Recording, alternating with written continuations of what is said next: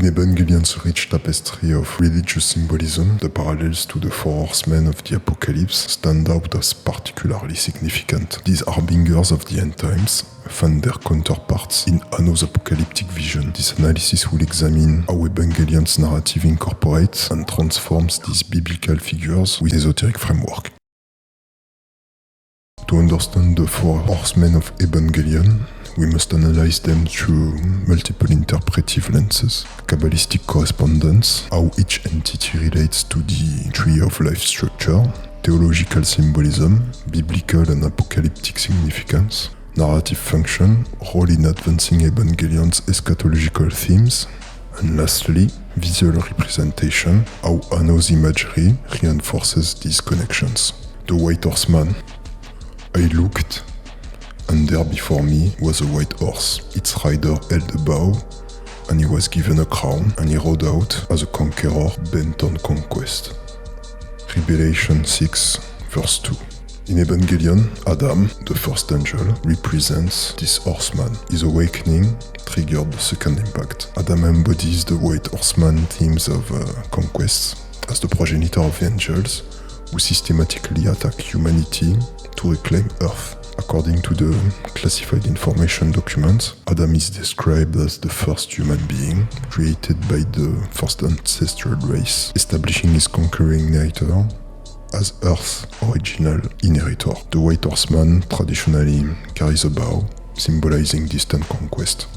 Similarly, Adam's anti-80 field extends, is conquering across Antarctica, causing the catastrophic second impact that halved humanity's population. Within the Kabbalistic framework, Adam corresponds to Kether, the highest Sephirah, representing the divine crown, echoing the crown given to the White Horseman in Revelation. As director, Hideaki Anno stated, "The story of Evangelion is the story of human complementation. It's also the story of the human invasion of divine territory."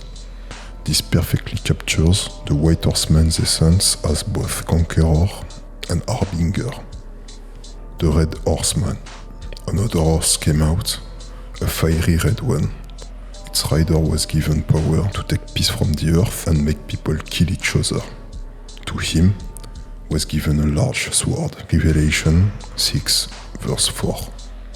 The mass production Evangelions represent this horseman, particularly in their blood frenzy during End of Evangelion. The 9 mass production Evangelions embody war's brutality through their systematic dismemberment of Unit 2 and Asuka. Their white bodies contrasted with blood-red mouths visually reference the Red Horseman's fiery appearance. These units literally take peace from the earth by initiating third impact, and their weapons of choice, the lance of Longinus, corresponds to the large sword given to the Red Horseman.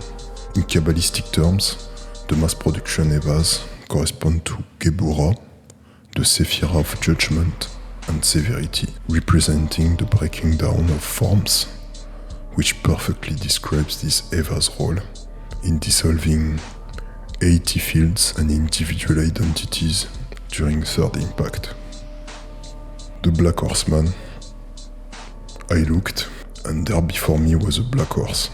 Its rider was holding a pair of scales in his hand. Then I heard 2 pounds of wheat for a day's wages, and 6 pounds of barley for a day's wages, and do not damage the oil and the wine.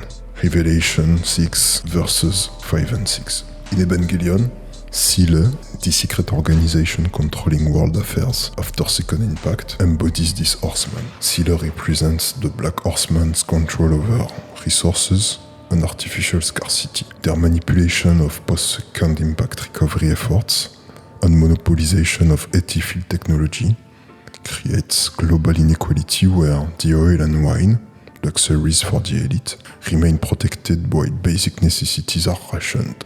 The Black Horseman scales represent measurement and judgment, paralleling Sile's Dead Sea Scrolls, which they use to measure humanity's progress toward their apocalyptic scenario.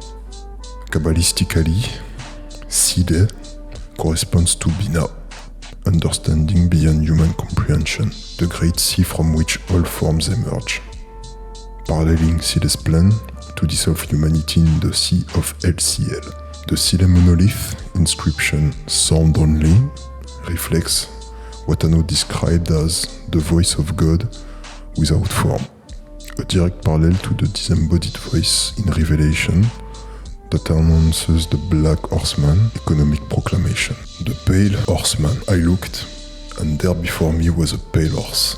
Its rider was named Death, and Hades was following close behind him. They were given power over a fourth of the earth to kill by sword, famine, and plague, and by the wild beasts of the earth.